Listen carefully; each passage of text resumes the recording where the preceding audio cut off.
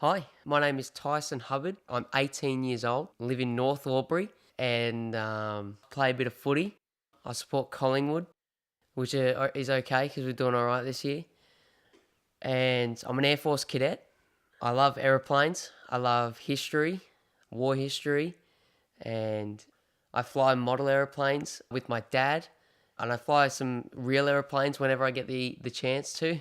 Yeah, I suppose that's about it with my hobbies. I have cystic fibrosis, also known as CF, and I was diagnosed at 6 weeks. At the time, my parents had no idea what CF was. They had already had one healthy child, my sister Kyra, 16 months older than me.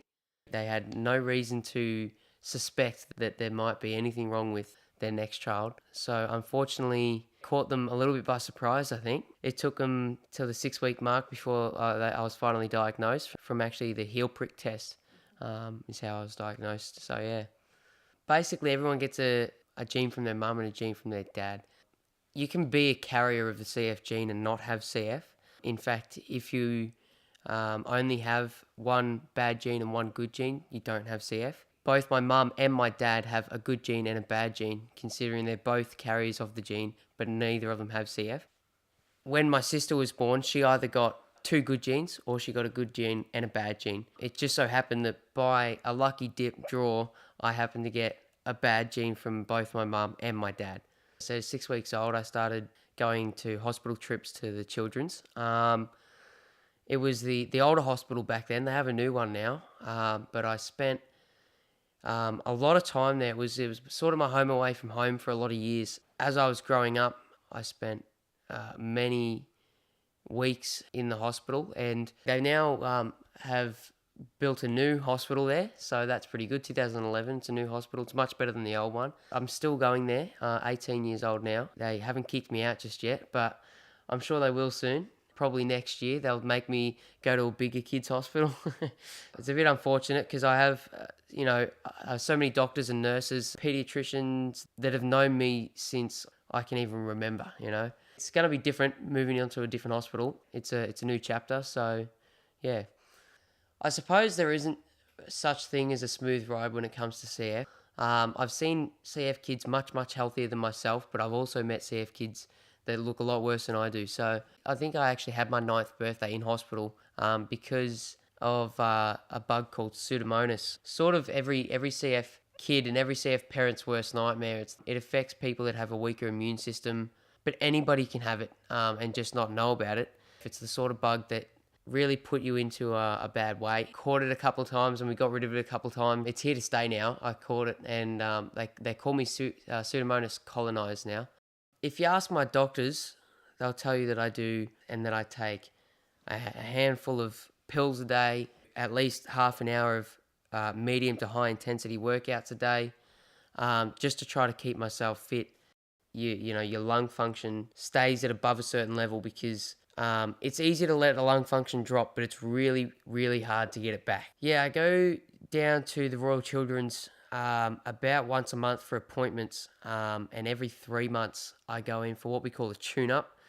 Sometimes I call it an oil change because I go in there and they basically just hook me up to IV antibiotics for about 2 weeks. So 10 to 14 days I'll stay in there. Yeah, it can be a challenge. I would say work is probably the most difficult. Also with study, I'm studying a VCAL at the moment, studying in digital media. I have two tattoos on my forearms of planes. I have a Wirraway on my left arm and a Spitfire on my right arm. And these two planes in particular are from the Temora Aviation Museum. Temora was a place where my great nan, or Nan Nan as we called her, every time we went to visit her, she would take us to the aviation museum there. Planes have always been a favourite thing of mine from as long as I can possibly remember. She built Wirraways during the Second World War, so it was her favourite aeroplane. My favourite aeroplane was a Spitfire, and it looked really cool. She passed away in 2009. When I became old enough, I got the tattoos to represent her and to represent me. So yeah, My love for planes really comes from my dad and his dad before him. It's run in the family a fair bit. My pop did a little bit of flying, and he's who started flying model airplanes, and he got my dad into model airplanes, who got me into model airplanes. But when it comes to the World War II history and all the history, I don't really know where it comes from exactly, but I just have always sort of found it very fascinating. Um, the aeroplanes, the World War II airplanes are my favourite ones in particular. I've studied them a lot, and I've been to places all around the country to see them. I have not. I did get to fly in a plane called a Stearman once, which was a World War II trainer. It's a biplane, and it was primarily used by the Americans during the Second World War. There was one of them in Tamora on my 17th birthday, and the pilot was kind enough to let me sit in the front seat and go for a fly. So I took off. Once we got up to maybe about 1,000 feet, he let me have a take control and have a fly of it. So I got to take control of the Stearman and give it a whirl. So that was good fun. Yeah.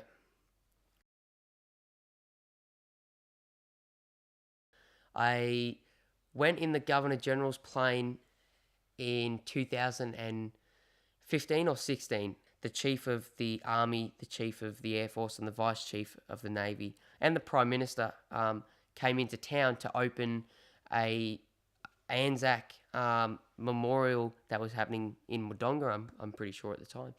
I got to go to the airport and sort of take a tour through the Prime Minister's jet, which they call the BBJ, which is the Boeing business jet, and also the Governor General's plane, which was also being used by the Chief of the Air Force and the Chief of the Army and the Vice Chief of the Navy. When they got back to the airport, I got to meet them. I didn't get to meet the PM; he was still in town, but I got to meet the Chief of the Air Force, the Chief of the Army, and the Vice Chief of the Navy.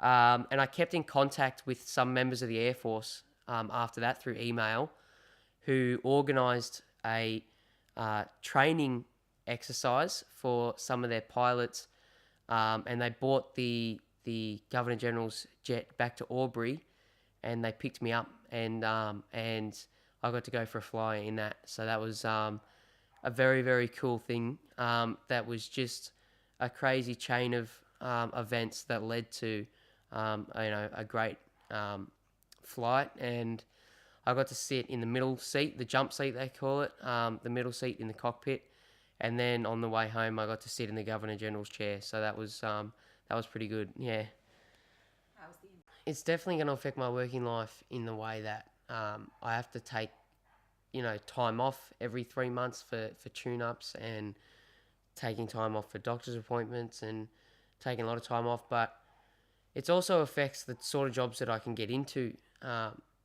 Me with my love of planes and being an Air Force cadet, would have loved to have joined the Air Force, but I couldn't ever have passed a medical to be able to get into the Air Force or the Defence Force of any branch. I have called and asked and tried and seen if there was anything I could do. Maybe I could be a janitor on an Air Force base. That'd still be okay for me. But no, they're pretty strict on their medical policies, and yeah, unfortunately, CF just doesn't just is one of those things that they just can't overlook. So yeah.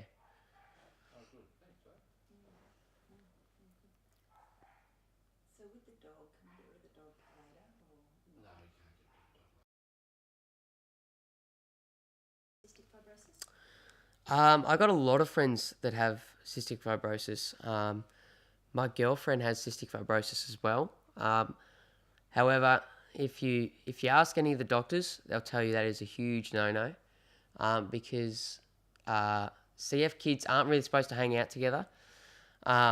It causes cross-contamination, so any bugs that one CF kid has can easily pass on to another CF kid. everything. They treat us like we have some horrific, terrible disease that is super infectious, but they're just trying to keep other CF kids safe as well, and trying to keep you safe from any contact they might have had with other CF kids. I like to think I am resilient. Every day you have to do your physio, and you have to take your pills, and you have to do your exercise. But aside from that, I don't have to give CF anything else in out of my day, and that's probably the best step in being resilient. At the end of the year, yeah, everything's going to change. I will be leaving the Children's Hospital and going to the Alfred. I leave the Air Force Cadets, who I've been with for 4 years. I finished my study by the end of the year. Next year is going to be a completely new chapter. It's more or less just another opportunity for me to create a different pathway for myself. With all the study that I've done and my time at the Air Force Cadets, I have no idea what sort of career I might go for, but I'm hoping I can still stick with planes somehow and work on them. Engineering or mechanic or something like that would be great. Yeah, so we'll have to see at the end of the year what happens. So it's all just a big guessing game at this stage.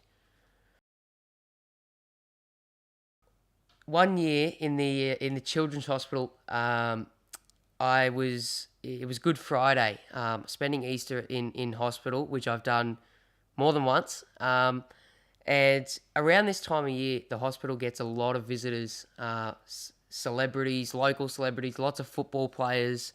The Herald Sun gave me a visit, and they wanted me to be on the front cover of the Herald Sun with two St Kilda players talking about Good Friday. And I have always been a really mad Collingwood supporter. So I totally didn't really want to do it because they wanted me to wear a St Kilda Guernsey. And I was maybe 6 years old at the time, so I definitely didn't want to be wearing any St Kilda Guernseys. However, the St Kilda players came in, which were Fraser Garrick and Aaron Hamill. They told me if I was to do the photo shoot and to be in the Herald Sun, they'll bring in the entire St Kilda team on the Good Friday to come and see me. So I did their photo shoot, and Good Friday came along, and sure enough, they brought in the whole St Kilda team, and they gave me hats, scarves, footies, the Guernsey, which I got to keep. They gave me everything, and they hung out with me for the whole day. I got to spend the entire day with them, and it was really, really fantastic. They were a bunch of really nice guys. But my auntie, who is also a mad Collingwood supporter, wasn't happy that St Kilda might be stealing them from me. So she contacted Collingwood, who contacted my mum, and Collingwood had organised me to spend a day at the footy with the Magpies, and I got to run through the banner with them through the banner on the MCG.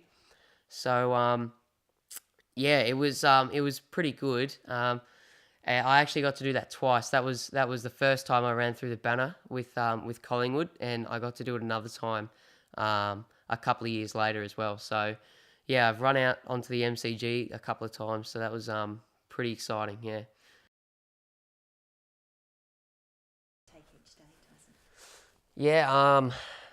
The meds that I got to take every day, it's pretty extensive list. It gets pretty difficult if we go in for a doctor's appointment and they'll tell us what current medication you on, and it's almost an essay that we have to write. And it's not until you're on so many medications do you realise how many things ask you what current medication are you on. When a CF kid gets to their adolescent years, they start doing annual glucose tolerance tests because it's quite common for a CF kid to develop diabetes. CF is a buildup of mucus in your lungs and your stomach and everywhere, and that doesn't exclude your pancreas, which is what is where insulin comes from. So everybody produces their own insulin, and a diabetic is someone who doesn't produce enough or doesn't produce any insulin of their own from their pancreas. And because you can get so much mucus built up on the pancreas, every CF kid has to be tested just about once a year.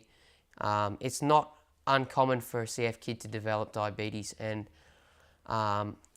when I was 15, I was diagnosed with diabetes. They call it CF-related diabetes because it is caused by cystic fibrosis. I've had that for a couple of years now. It's pretty difficult because being a CF kid, you have a high-fat diet because we don't digest food properly. That means that we don't gain weight quite as well. So it's important that we have a high-fat diet and we're eating as much calories as possible, because our body will only absorb a fraction of whatever we eat. But now I have to be careful being on a high-fat diet and eating sugars, and I need to I had no idea what any of this meant at the time, but they taught me all about low GI and high GI foods, and having carbohydrates with high GI foods, and all these sort of things that anyone with diabetes might understand, but anyone else probably doesn't. So it can be pretty full on, but it's just another one of those things that you eventually figure out how it works, and then you get yourself into a routine and you get the momentum back again, and everything starts to settle back down, and that's sort of where you want to be. So yeah.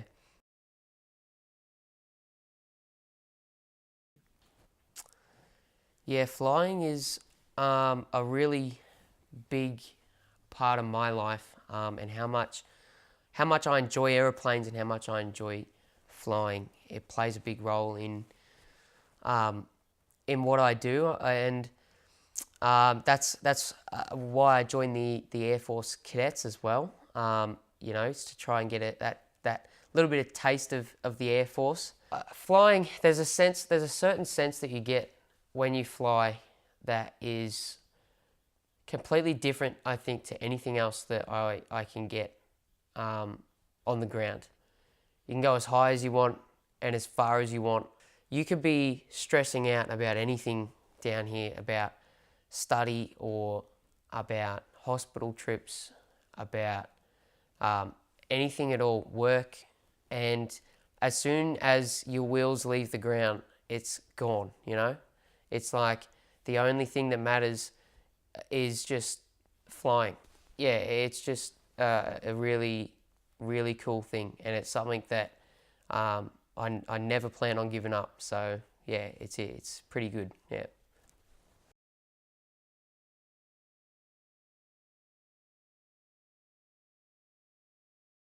I also absolutely love video games.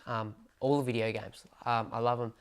I work at EB Games, and I have just about every console ever, and I play a lot of on the PC, and I've worked really hard to get a good gaming setup. Gaming, I think, is good because it takes you out of reality and can put you in a completely different place. You can be anyone you want to be, and you can do anything you want to do. I can become a normal person and do anything I want in front of my computer screen, and sometimes that's just all you need if you're having a bad day.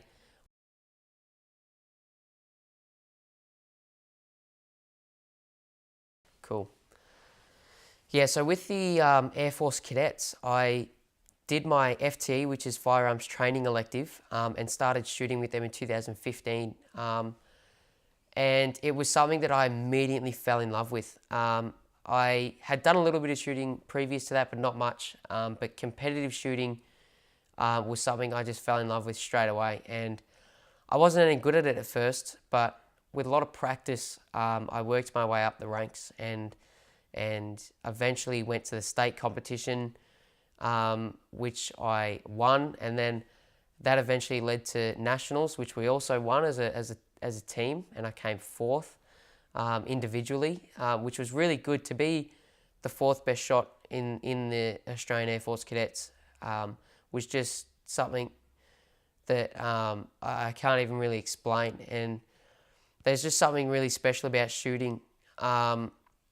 It's the sort of relaxation you get, when it's very similar to playing, the video games, that it sort of completely takes you out of reality. Just the fact that you can be so concentrated and so focused on what's at the end of the range.